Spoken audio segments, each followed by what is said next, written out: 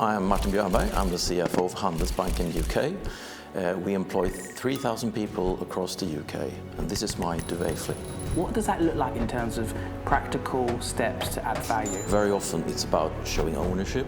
Try to own it and try to run with it. How long did that take it for you to become aware, to add value, you should have ownership? It's up to you. I used to play tennis. I have to own my own game to improve. For you, what's something that really sticks with you? Ask not what your country can do for you, but what you can do for your country. What can I do? It's the first question you should ask yourself. What can I give?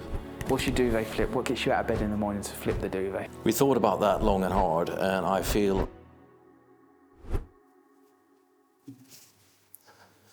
so Jack, good to go. So Martin, welcome to my duvet flip. How are we? Thank you so much. Very good. Oh, I'm so fascinated by your career. So I know we've got a little bit of time today to go through it all, but I'm so excited to learn about your journey and how you became a CFO, because that's just so fascinating. And I believe that if you understand money and how to use numbers, you can go so far in life. But I want to start here, first job. Tell me a little bit about your first job. You just come out of education, you've gone into your first job. What was it? What did you do? And if you was looking back at your younger self now, what advice would you be giving your younger self? Oh, that's a very good question. Just out of university, I felt I actually went to university I felt I need to have something to add. I need to learn something that I can add where I work. I had a few jobs before going to uni. Coming into uni, I felt that I learned a bit. I realized there's a lot of theory, and I want to practice that and try to see what I can do. So first job was very much to see what I could add and what can I learn, and was not so much to speed up my career, rather learn and to develop myself, really. In terms of, I want to touch on that a little bit, because theory versus practical. Yeah. Because you can spend some fantastic time at uni, and a lot of it is the theory side. Yeah. And when you then go and get into a full-time job in marketing, in finance, whatever that is, there's a bit of a reality wake up, because you can take part of that theory and put it in practice, but in reality, whether you're going to work for company A, B or C, there's different processes, policies, different strategies. And you're like, oh, maybe I need to undo some of the stuff that I've learned at uni to kind of put it into practice. What's your advice to anyone who may be stepping into a new job, whether it's their first job, whether they're changing industry, whether they're getting a promotion? What is your advice to them to adapt? Well, really, I think, life is practical, essentially. So, but with theory, you learn to understand sort of the concepts, what is probably applied here. So you try to understand what's happening and use your theory to understand what's happening. And second, I think very much, how can I add value? What's my added value here, and what can I do? Sometimes that's just working hard, and sometimes that is actually to have sort of outside the box thinking or adding something. And I think very much as a leader, you will be looking for people who actually apply it, who actually invest themselves in what they do, and that really stands out to you when people invest and when come from, whatever background you have, what you can add to the work environment. And what does adding value look like in your first 30, 60, 90 days? Like if I came to work for you right now, and I've joined the organisation, what would you be looking at and going, oh, Jack's adding value right now? What does that look like in practically in terms of practical steps to add value? Because like turning up to work it's not just the value, it's what do you add? Yeah. What are some of those things could be? It's a very good question. I think very early days, very often it's about showing ownership, trying to sort problems, even though you are way out of your depth. You want to own the problem and to bring it forward as much as you can. Ask your colleagues, or ask your boss, or whomever you find can help you to sort the problem. But try to own it and try to run with it. That sort of is a good way to add value, or sort of show that you have it in you, like an entrepreneur or whatever spirit that you work against. So take ownership, and that will automatically show that you're adding value. It does show value, but it also brings, a lot of what you can actually learn from what you have as a problem or whatever it is. When you own it, you really get into it, and then you learn from it.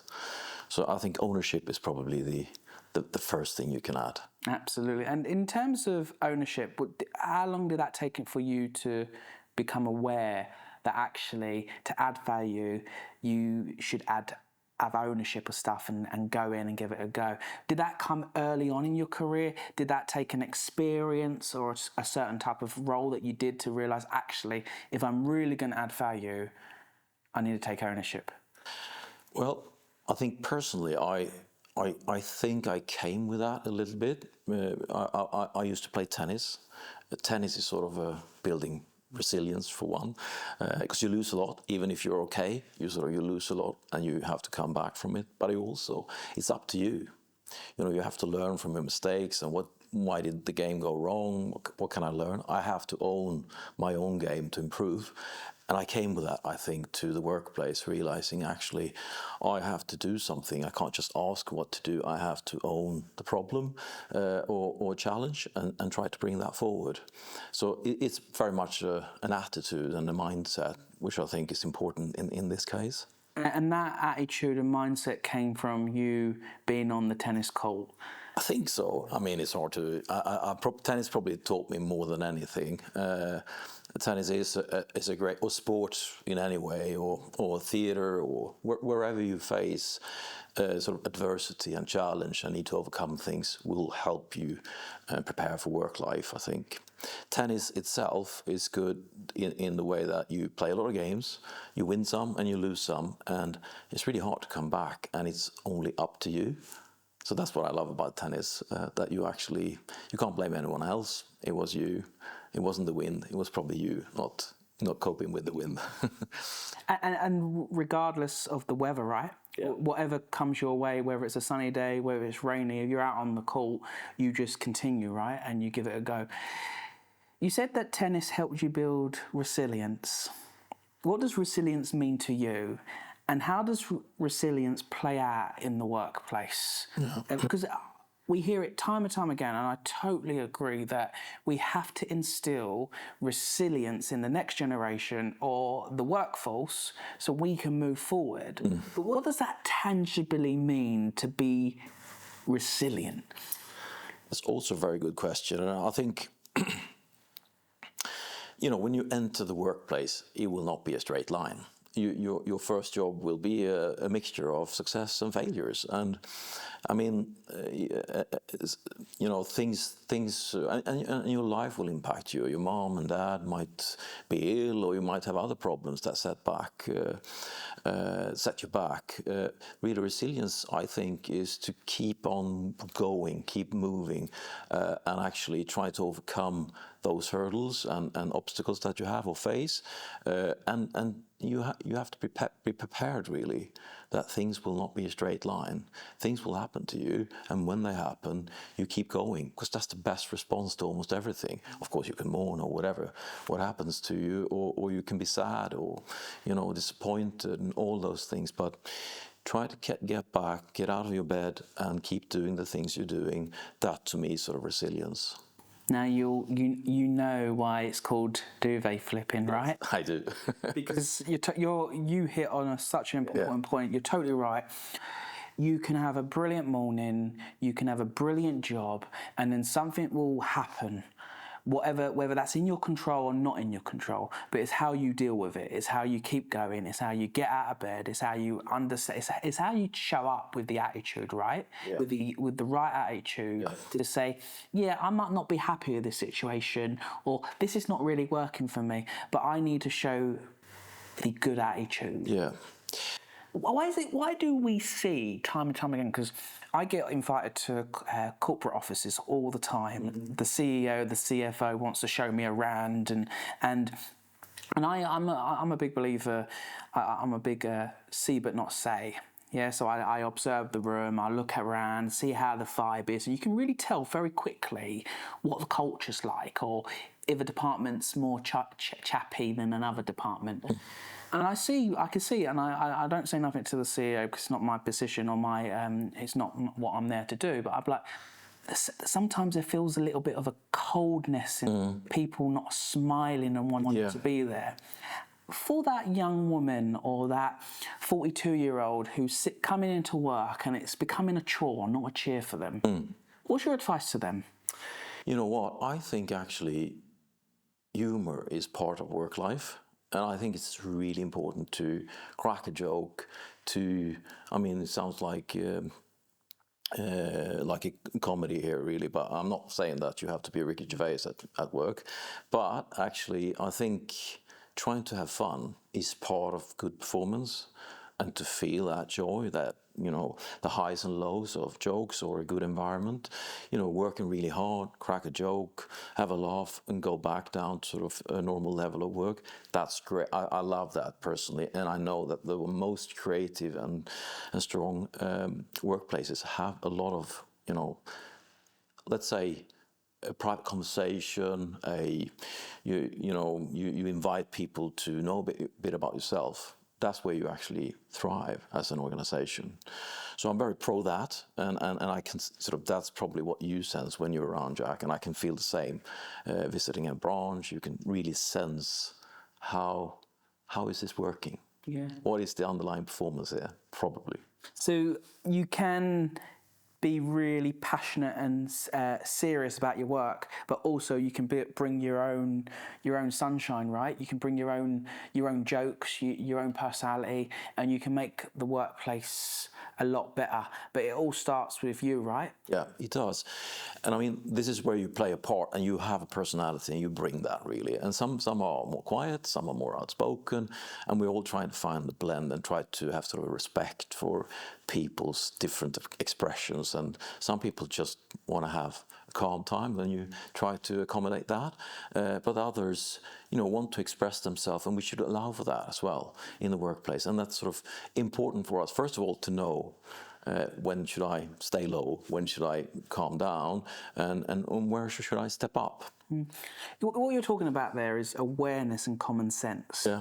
But common sense is not that common. It's hard because people are not aware, and they don't understand when to say a joke and when not to say a joke, how to behave, and how you behave in one environment is different to how you might do in another environment. How do you get that awareness? And how do you understand, okay, this meeting you can joke and high five, and in the next meeting you go in with a client, you maybe not want to high five right now because you've not got that relationship right now. So how did you find the balance? How did you find the awareness between all that? Is that a time thing? How does that work? Well, that goes to sort of I think why it's so important to be in the office, to be honest, to work in the office, and at least part of your time trying to be around and learn from the ones you admire, learn from the people who actually you think behaves in a way you'd like to, and see how they sense the room and what they do. So when you're young, I think a role model is very important to you, and you will probably become very much like your role models as time goes by. And I think that a lot of leaders have been sort of my role models. I know that sort of you are in a way sort of a pattern of your past in a way from so look to other people that you admire and try to sense how do they feel and how do they calibrate themselves in the environment. And maybe for those who don't, what you don't do. Absolutely. I want to talk a little bit about the office. Yeah. I don't want to get into why the office is great and why it's not great, and because there's situations for everyone, and we'll let other people do that. But what I want to talk about the office is, where is the office one for you? What do you think the office gives you that it wouldn't if you were working from home or a coffee shop? Because I see so much benefit in, I always say to young people, and they go, but I say to young people, If you go into a job, spend as much airtime as you possibly can in the environment the company operates. Shake hands, ask someone if they want a coffee. Yeah. Be the first person to jump up and support. And I think that will help you have so much clarity on the mission of the organisation, where the organisation's going, but it will help you personally grow your personal skills and understand the environment you're working in. But for you, like, what are some of the things by being in the office? Very much what you said, actually. I think, first of all, when you're young, it's quite important to get those role models. How does this company operate, and what do we do, and how do we think about things? And there's no better way to do that, I think, than be live, at least part of your week, to make sure that you get into, how the rhythm of a workplace. But also, I mean, it's so important to overhear things, be involved in different conversations, which you would not have through Skype or through Teams or whatever you use. You can't hear that. You do that over coffee. You overhear people over coffee. And I think being in the office is also, for me personally, very important, more from a, I'm here. Sort of, I impact people. People impact me. So to me, it's very important to be out and about, if you may. If you're in a coffee house, that's probably better. To have some kind of interaction, which I think is sort of what we actually, as humans, really long for. To make sure we have a contact in some way. It actually prolongs life. And was your communication skills always great, or did you have to develop them? Because when you're young, you can be nervous, you don't know how to hold a conversation, even down to some of the basic things in saying please and thank you. Yeah. And adapting, right?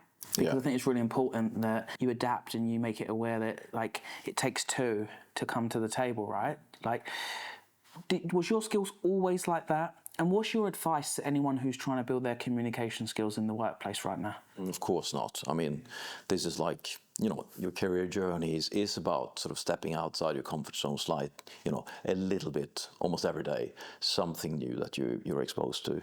I'm still nervous when I do things in certain areas. Like this today. Today is definitely outside my comfort zone, and I mean, it's just that sort of your comfort zone grows, and I was in the beginning of my career really. I struggled with standing up and speaking in front of people, take the word. My military service helped me a bit with that, but then also in the workplace, all of a sudden it felt like people are looking at me. I should probably say something. I say something, it goes okay first time, a little bit better next time, and then you grow into it. The big thing is try to expose yourself to those moments, because you will grow from them, you will learn something. So next time I will be more prepared, or whatever you do, just make sure you reflect on how can I improve next time. And really, and I think that's where sort of a good career will start, with exposing yourself to a little bit more difficulties every day, or difficulty is the wrong word, but more difficult situations every day, which expands your comfort zone. Absolutely. And it grows bigger, and you can take on bigger tasks, really. How do you expose yourself to those things? Like, because you could be the quiet one in the back, Yeah. if you're a bit introverted, if you don't feel like you have anything to say, or you feel, oh, maybe I'm not allowed to. Yeah. How do you be the one to expose yourself to those opportunities while not hogging the mic, and also making sure that you're a team player? Yeah, this is very much a leadership question as well, to understand that people are different. People will express themselves in a different way, and very often sort of the more introvert will have a really good response to something. They just hadn't said it. So for me as a leader, it's very, very often to try to call on that in whatever channel we can find. It could be through emails, it could be through a paper or presentation, or just a silent chat where we talk through the topic.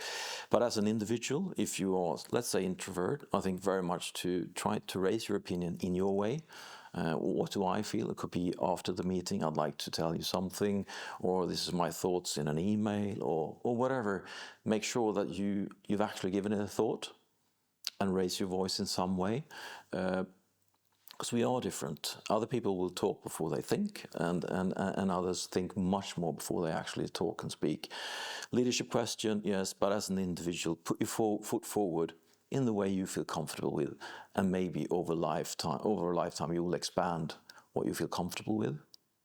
Do you think your military service helped you get ready for the workplace? And I know the military service was a workplace, but in terms of corporate workplace. Yeah, it did. So I'm probably positively biased, not to the war side of it, but rather sort of the discipline. And I do believe that sort of the discipline that the army asks from you is very good. Sort of you learn to make your bed, you learn to get up at a certain time, you learn to get yelled at, or you learn to really you have to obey, you have to listen, but you also have to learn to think for yourself. And that sort of Western military really sort of helps you develop making decisions. So my regiment's motto, for example, is make decisions. So make decisions, they will go wrong. You will need to learn, adapt, and change. That sort of the decision making was something I sort of felt the military service gave me. That actually, that's not like, you don't have to dwell on it. You make a decision, move forward, change if you have to. That very much I learned from the service. Wow. And what do you do when you make a decision and it goes wrong? Because it's easy to get imposter syndrome and make decisions or don't make decisions, and everyone's you think everyone is watching, but I see it on time and time again that no one's really watching. Everyone's busy in their own lives, and what you said on Tuesday doesn't really matter as long as you understood from it and reflected on it, and if you did upset anyone, you move forward with it. But what is your routine if you were to make a decision that came out wrong, that affected people? What was that process? Well, I think, first of all, you can't just go back and forth with everything. You have to have some kind of, pathway that you walk towards, like a vision or sort of a common goal that you have.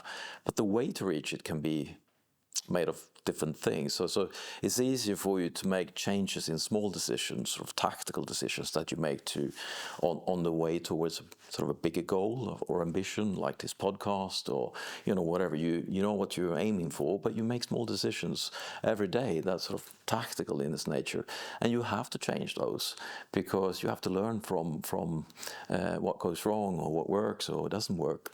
So I mean, you make some decisions that is bigger. You can probably not revert them immediately. You have to give them some time to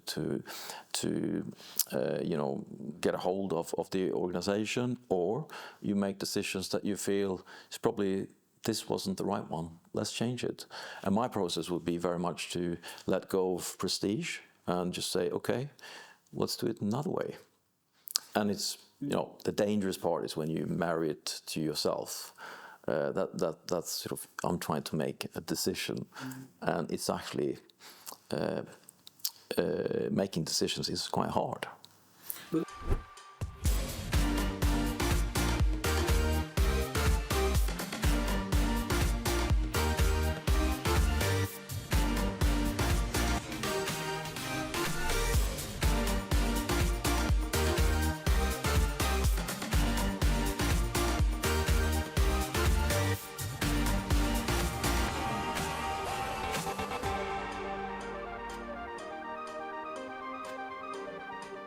Hello, Otto Sergey. Hello, Mr. Alexander. Are you looking for a credit card? Oh, he's good. With Otto Sergey's handy credit card feature, he'll check your chances of approval before you apply, without impacting your credit score, taking the guesswork out of finding a credit card. Simples. Hey, that's my line. So I want to talk a little bit about time, because time is an interesting thing, and I do it as an entrepreneur. I get really, really excited. I'm very ambitious, and I was like, we can achieve that in this amount of time. And then when I get down to looking at the plan, looking at the focus and what the people that you need to get involved with something, I look back and go, oh, Jack, you was a bit naive there. That's not going to take a month. It's going to actually take 3 months to do. And we see it time and time again. We have a number of young people come to us, and other people, like, I've been in the job for 3 months and I've not been promoted yet. Or I want to be the CEO next year, but I'm still at uni. And I believe that things take time and we underestimate how long things actually time. What's your concept of time, and what's your advice to anyone who's holding onto their table thinking, yeah, but I just want to I can do that? Yeah. Very good question, and has a lot of dimensions to it. One of them, I think, I try to instill in my children that life, hopefully, is a marathon. And you have to be, working for quite some time in your life before you're 65 or whatever you retire. And even after that, it continues, I guess. So time is sort of, you probably have time to start with, so you don't have to rush in terms of career, and good things take time normally. So build things that last, build your experience, and I even talk about sometimes the fact that it's almost like biblical, that actually a proper spell is like 7 years. Then you've learned what decisions you made in the first few years, and they come back to you, and you will have to sort them. If you don't do like 7 years, like the biblical saying, do at least 2.5, 3 years somewhere to make sure that you actually have learned what you do, unless it's a very mundane and boring job, of course. But as soon as there is some challenge in it, it takes time to do it. So that's one thing. Second, I guess, is that we always want to be, delivering on time. Is the mantra we have in Western civilization, I guess. And it's so hard to hit the deadlines because we are optimistic. And I think that's fine. I think it's fine to be optimistic, and you probably should be, because you don't want to be give yourself too much time. But you should also accept that time is something you have to play with and work with in terms of what you do and trying to achieve. And it's more important what direction you travel on. Where do you want to go? What's your vision? What's your ambition to achieve? And allow time to be something you elaborate with, unless you are, of course, under absolute strain, or you have to do something with an absolute deadline. So 7 years is the magic number, and you should at least stick to something for 2 to 3 years. Yes. To really see it taking fruition, right? And because you quit too early, right? Yeah. I always say to people, start line, not deadline. Yeah. Good. Focus on the start line, not the deadline. And we, especially here in the UK, we focus too much on the deadline. Yeah. What's going to happen? Well, let's just get the project started first. Yeah. What's the purpose of it? Yeah. Very good point. And that's really what are our aim? What's the purpose? Why do we do it? Is very good questions to ask, because they will probably change what you do as you learn what works and what doesn't work. So the why is so important. When you was doing military service and all the careers in HR, you did a bit in HR, did you ever think back then that you would become a CFO? Never a thought. I particularly when I did my military service, I was very focused on, stepping my father's footsteps, which was a policeman. So that was my aim, what to do, what to become. I actually managed to convince 2 of my roommates to become policemen. They did. So they did it on you did. They did it. I did. They lived your career for you. Exactly, but I was convinced by another roommate to do more of an academic career as well. So not I didn't think that at all, to be honest, and set out just to get a job, to be honest. How important is the influence around you? Because obviously you influence those 2 individuals to go and be police officers, and then you influence another friend influence you to take a corporate professional kind of route. Like, how important is your circle? But it's so important. I've read somewhere that I think it's like 70% of your decision making comes from your friends, not from your mum and dad. 70%. 70%, I think it was. I'm quoting from memory now, but it is so influential. Your friends, your surroundings. That's why it's so important to be in a good workplace and to have people that influence you positively, of course. And I think the influence from people, from conversations, discussions, that's where you really feel what you feel. Sort of you really listen to yourself. What do I think about this? So very important to talk to people generally about these kind of choices, like career or family or whatever. CFO. How do you define that role? Because I'm smiling when I say it, because I've sat down with fantastic CFOs like you, both on the show but off the show, and I smile because it's not as a CFO role. It can be several different things all at once in the same role in a different company. What does a CFO? What is a CFO to you? So the CFO, for me, in my role, my particular role, I sort of cover basically three areas, you could say. So if you think about the financial reporting, how we report the company, and also making sure that we have the money we need, we have the capital, the liquidity to make sure we can run the company. And thirdly, sort of how do we operate? The third piece of this is the most important thing, most interesting thing, I think. That's very much of how we lead the operation. So it's setting the rules for what's good, what's not good in terms of financial performance. It is very much trying to, in a way, control, but also release the organization to make sure that they can make decisions locally. Those who are closest to customer can make decisions. So that's what we call that financial steering, really. So those three pieces is what I try to cover on a daily basis. And obviously all of them are really important, but which one really flips your duvet in the morning? Or does it vary based on what projects you're working on? Because you've said that high level, yeah, but there's so much depth to all of that, yeah, Martin.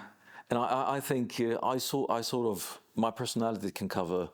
I come from the what you call sort of FP&A in my language, which would be like business control. What do the business do? I love that sort of. It's close to business, but I do love sort of technicalities as well. So I think in the accounting it'd be very interesting to work with an academic problem like loan losses in a bank, or in the capital liquidity space. It's quite technical and it's super interesting once you get into it. So all three areas sort of inspire me to some degree, but if I'd said one, I'd probably pick the one that's sort of close to business and where you can see the results coming.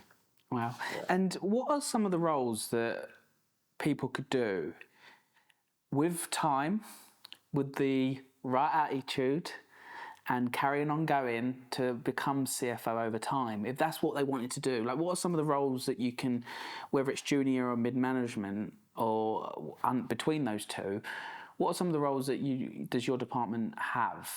Because it's quite varied, isn't it? You can go in, obviously, accounting, you could do a number of things. Yeah. It is. And I think, if you have the ambition, you can do you can cover all three of these areas. That they all have, let's say, 10 sort of sections of them. So you would have everything from tax to, operational accounting, which is everything from paying invoices to do, entries in the ledger, or you work with more principle-based interpretations of how can you do this from a technical accounting perspective. All very interesting, and you learn a lot from what are we actually doing. What is in a bank? It's sort of what's your balance sheet is made of. It's so important. You learn that a lot in those kind of roles. If you move into capital liquidity, they are quite technically challenging, so you probably have to have sort of good training, good experience.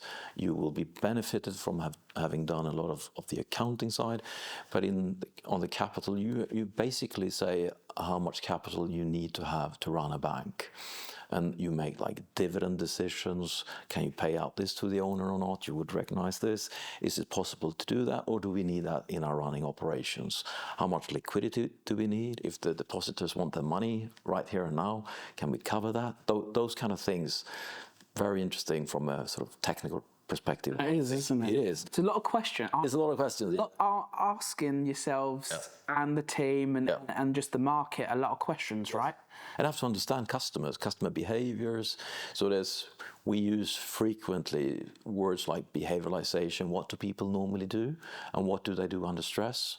So there's a lot of sort of interesting pieces coming. It's not just money, it's not just numbers, it's behaviors as well coming into these kind of questions. And then also on the business side or financial steering, it's very much how do we get people to do the things that is rational for this company? Ultimately, how do we make them make decisions that's good for the company? And if you want to decentralize, it's super important because you have to have, like in our case, 1,500 decision makers every day that make decisions that's good for you, sort of in the branch network, that make decisions that bring the business forward and is profitable eventually and good for the customers. How do you take a decision, and work with me here because I'm going to link it back to youth, but how do you make a decision in a room that you've asked yourself a question which is good for the brand, the customers, the shareholders, all stakeholders, and then how do you get that decision transferred to those 1,500 decision makers so everyone's singing from the same hymn sheet? Yeah.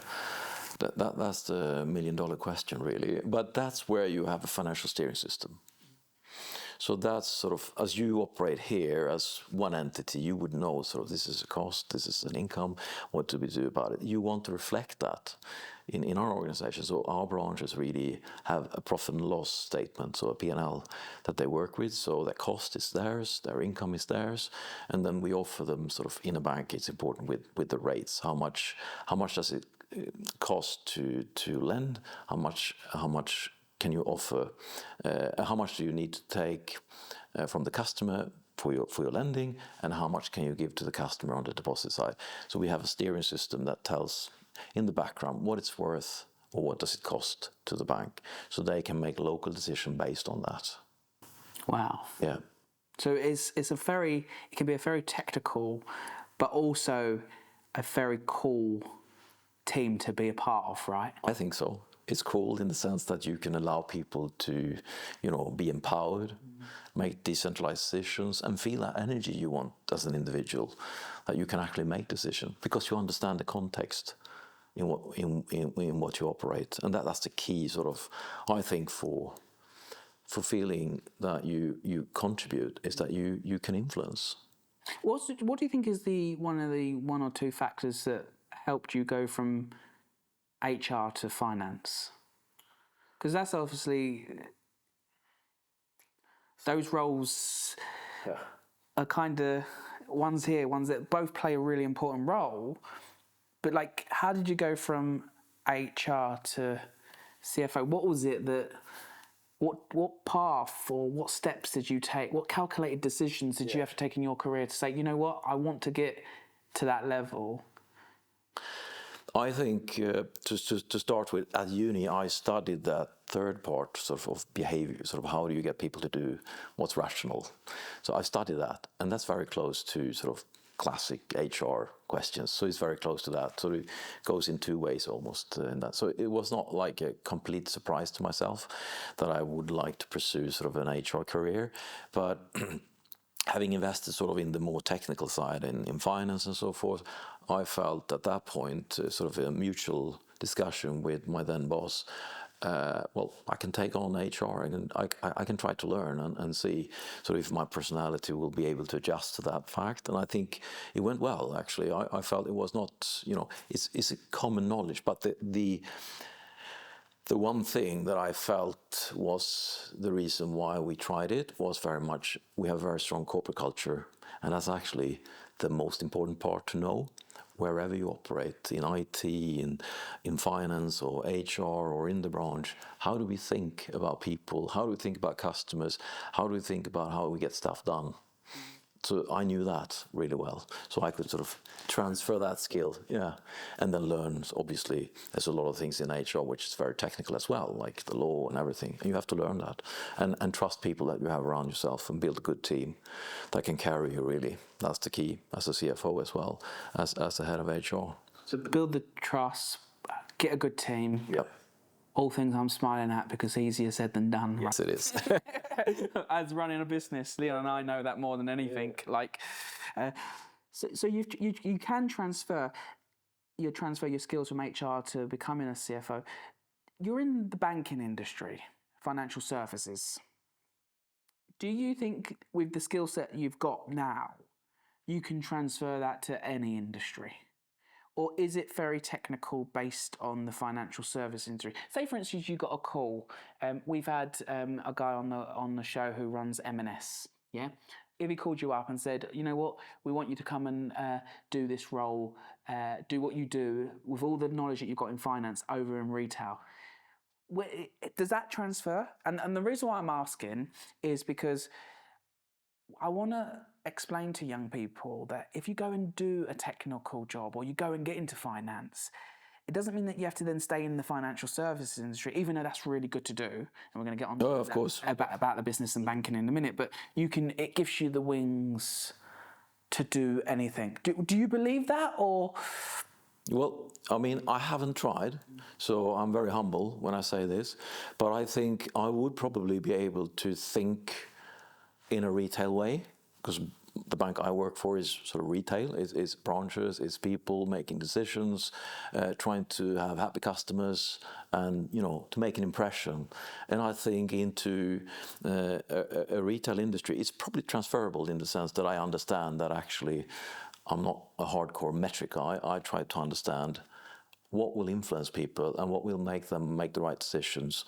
I would like, although I think as a person, I would like to have a decentralized organization to work in, because that's probably, I'm brought up like that, so I think like that, and that will probably be very hard to unlearn, I think. But retail, yeah, maybe I could do that. Working in banking, working in finance, working in which I call working in money, those skills can be transferable wherever you go. Absolutely, and particularly, the understanding of what is a balance sheet, how does it work, what is good for you, what's bad for you in terms of cash flow or whatever, and how can you control that in the best possible way? Because very often, any corporation, when they die from cash flow, not necessarily from a bad idea. It's just it pays off too late or whatever, and it dies in the middle of it. I use the saying, as long as the money flows, the business continues. Yeah. And I think you see a lot of ideas, they go and raise on these 100 million valuations, but they've not sold their first invoice. It's not a business until the first invoice has been paid. True. Tell me a little bit about the bank. Yes. You lead as CFO. Tell me a little bit about what type of individuals will work there. If I wanted to join the bank, what would you be looking for? Yeah. And why your bank over? We won't mention any names because they're not getting any branding. Right. But over another financial service industry. Yeah. And a company. Yeah, exactly. And then how come you can stay 35 years in the same company? And I think Handelsbanken is a Swedish bank. Is a Swedish banking group. We have a local UK PLC. We are about 11,000 people in the whole group, and we are 3,000 of them working in the UK. So in the UK, we try to be very much what we are in Sweden, but we are working even more intensely with being a relationship-driven bank, and we have about 150 branches out there across the UK, so it's fairly sized in terms of the reach. And we try to be local, we try to be part of the local business community, and we think very much that banking is about taking long-term responsibilities and be there through thick and thin, and really, be the bank you can trust. But we are quite picky with our customers. We want to have customers who share our values and have the size that is reasonable for us to have this, very, very service-intensive offering that we have. So when you work in the bank, you probably want to own, you want to take ownership, you share the same value, you think longevity to be, working in local communities, or if you work in any other head office of the bank, you want to support the business to, make customers happy, satisfy customers, but also make sure that you can run the business at a low cost. And we think that goes through engaged people. So more engaged people is better for the business, it's better for the customer, and everyone benefits. And the people obviously likes working for Handelsbanken more than many other places. And what is a engaged person? What does that look like if we were to sum it up? Yeah. Very much is that you have the expectations from management that you take ownership, not that you do that despite management. But as a manager in Handelsbanken, you should expect people to own their questions, challenges, or whatever they do. But then you have to have a steering system, as I was talking about before, that actually allows for that to happen. As an individual, you are basically a local CEO, if you're a branch manager. So that's how we think about it. And I think it makes us quite special, actually, today in 2025. Not very many think like that. Absolutely, I agree. It seems like a fantastic place to kind of go learn, grow your skills, and lots of opportunity as well to scale. If you were joining the bank again right now, and you was 21 years old, I don't want you to be biased because I'm sure you'll say every job's brilliant. Yeah. Where would you start your career? Well, I think I would definitely try to start actually where I started. That was just by luck, and that just happened. I just went to Handelsbanken. I went to all 4 banks that was represented in the local town that I live. I went to all of them. Handelsbanken asked me, why Handelsbanken? Well, because you're one of the 4, I said, honestly. But then... and I've already gone and seen the other 3. Yeah, exactly. Exactly. That's actually true. And they told me that. So, but I went there and I just got the job. I had no expectations really, other than I knew you need to wear a tie and you need to, learn something, banking. But I think I would have done it again. I think it was a great start because I spent almost 7 years in the branch. Like we talk about, so you need to do a lot of things to actually learn the craft. Absolutely. And I think, to me personally, we want people to stay very long in the business because we want senior people to be close to customers, really. And but I did some kind of internal career after that. But I feel that's learned me sort of the empathy. I understand, how hard it is to meet the customer, how difficult situation you can be put in. I understand my job, not working in the branch, is to best possible support those business decisions, making ultimately customers happy, the branch profitable, and the employee feel that they are empowered and, and get their energy. So coming back to it, I think it's a great place to be. It's a great place to learn, and it's a great place to stay because many of people actually stay there for the whole life and work in different branches. Maybe shift a few of them over the years, but it's a very rewarding job. That says a lot about an organisation when people stay. Yes. You see it, and especially now it's become a lot more visible on LinkedIn. You see 3 months, 2 years, 3 years, and it stops. Yeah. And LinkedIn's got this longevity.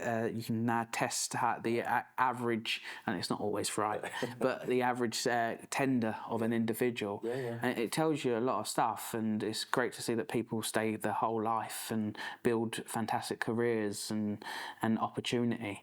But I can see that ownership piece, that supporting the customer, and then having that framework to take local decisions is at the core of everything you do, which is empowering to get out of bed if you work for an organisation that gives you those kind of opportunities to work.